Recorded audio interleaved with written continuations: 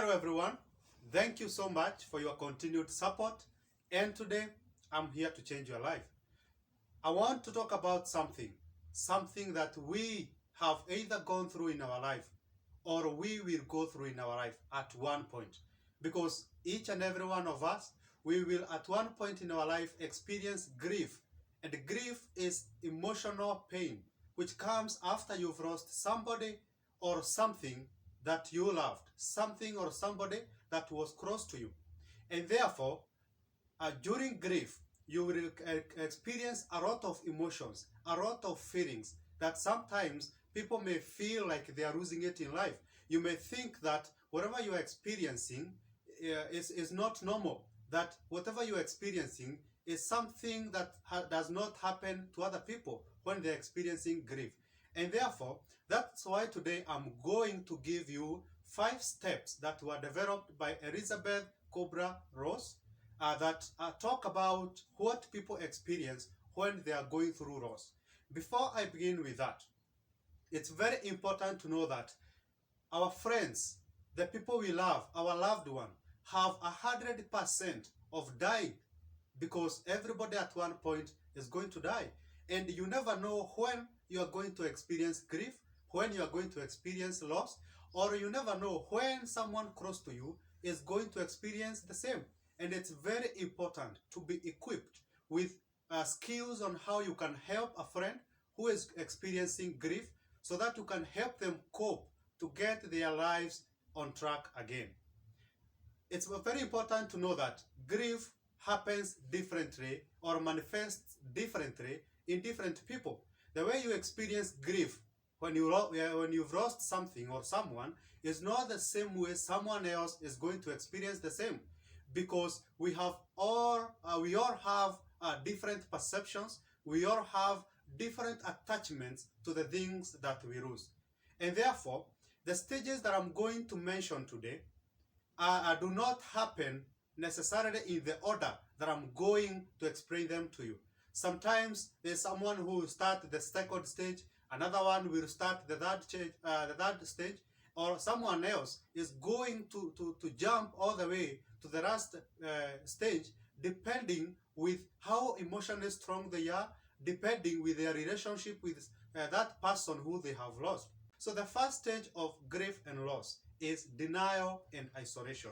So maybe you've had a friend close to you who have lost their loved one, and every time they were told that they have lost their loved one, or the person they used to love, their neighbor, their parents, their siblings, their children, the moment they were told that that person have died, they denied it. It's always a normal reaction when somebody have lost the person they loved.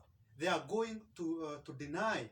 They are not going to accept very fast that that person is not there anymore. And therefore, the next part of the first stage is isolation. So isolation usually follows after denial. That when someone have died and you are not accepting it, you cannot accept they have died. So you start isolating yourself.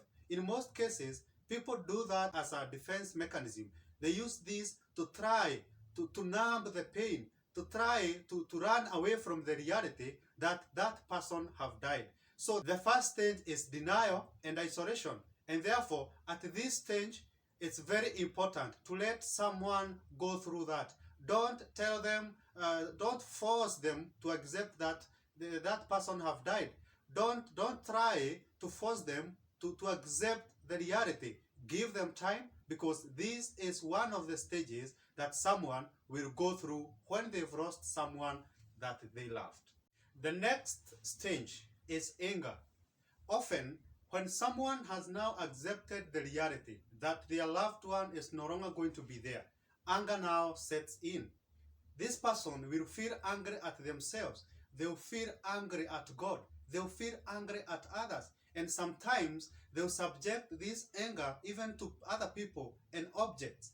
And at this point, someone will feel very angry. And at the end of this stage, they'll feel guilty that they were angry. And this can result to even more frustrations. So they'll feel angry at themselves. And they also start questioning the purpose of life, because they'll now start saying that they do not have control over life.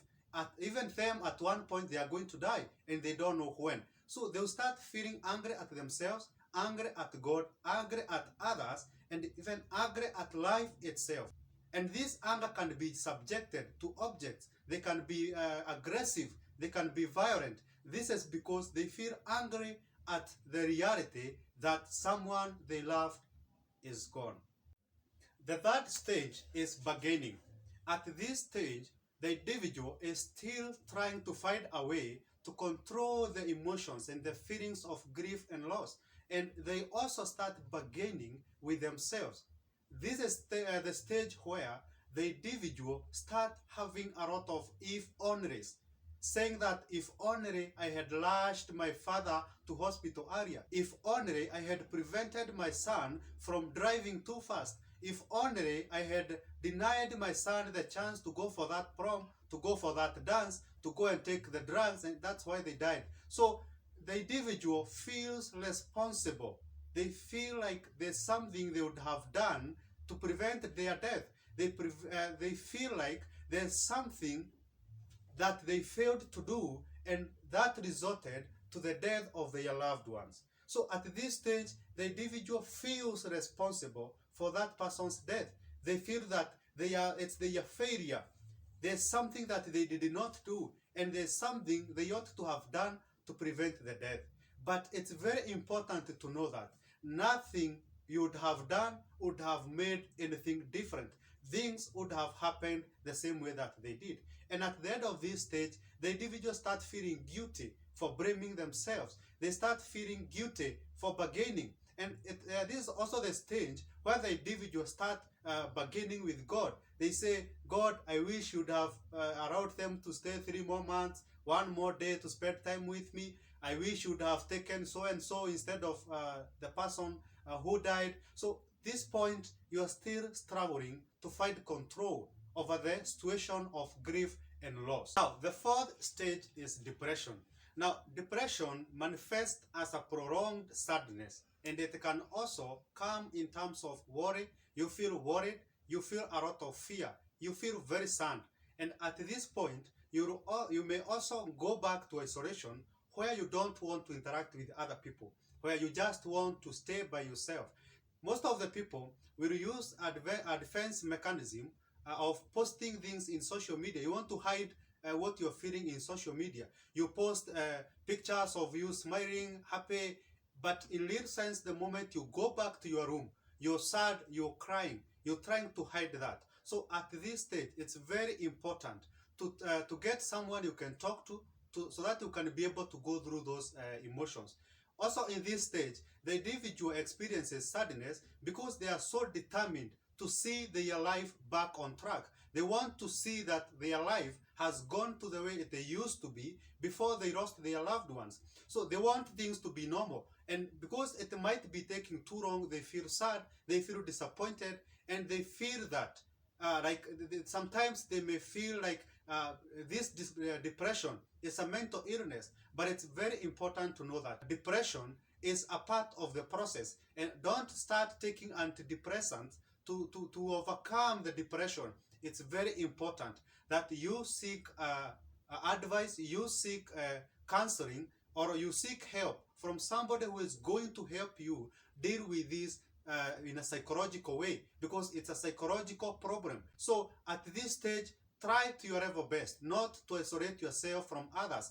Don't hide your emotions. At this stage of depression, the sadness that you feel is a part of the process, and therefore don't hide yourself to try and overcome that feeling, to hide, to bottle up the emotions and feelings. It's very important to know that the moment you decide to bottle up, the moment you decide to hide, those emotions will get to a point where you cannot control them, and they'll come out, and you start having even suicidal thoughts because of the depression that has set in after you've lost somebody that you love.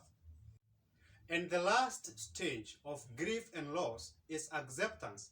The key thing to note here is that acceptance does not manifest as happiness. it manifests as that feeling of calmness in your life. And acceptance does not always happen to everybody, because if the feelings of denial and anger do not pass, then you will not be able to get into the acceptance stage. At this stage, it's very important also to note that accepting that the reality that the person you loved has died, it does not mean that it was okay for them to die or they deserved it. It is to accept the reality that it has already happened and nothing can be done to reverse that. So the stages of grief and loss can always come in that order. They can always manifest as denial, anger, bargaining, depression, and then acceptance. And one thing to note is that not everybody experiences those stages in that order. And the period for how long you are going to experience the stages of grief and loss, they are different in different individuals. There are people who will be able to overcome these stages within months. Others will do it within years. It depends with your emotional strength and maybe the relationship of the person that you lost. So when now the death of your loved one was sudden and unexpected, acceptance may not always be easy to come in. It may be very hard for you to accept that you've lost that person. At this stage, it's very important to know that your life cannot move on the way you'd like it to be. You cannot actually move on. You will move forward with the feelings and the emotions of loss. It's very important to not start throwing away the items or the pictures of the person you loved. Start telling good memories of that person, because this is a person who have been there in your life, and their physical absence does not mean that the relationship that you had no longer exists. So thank you so much. And in my next video, I'm going to highlight and also expound more on the do's and don'ts, the right way to help somebody who is going through grief and loss. So thank you so much for your continued support. Kindly, if you have not subscribed to my channel, I would appreciate so. And by sharing my videos, we are going to transform lives across the world, me and you. So thank you so much. See you in my next video, when I will be discussing the do's and don'ts and how to help someone who is going through grief.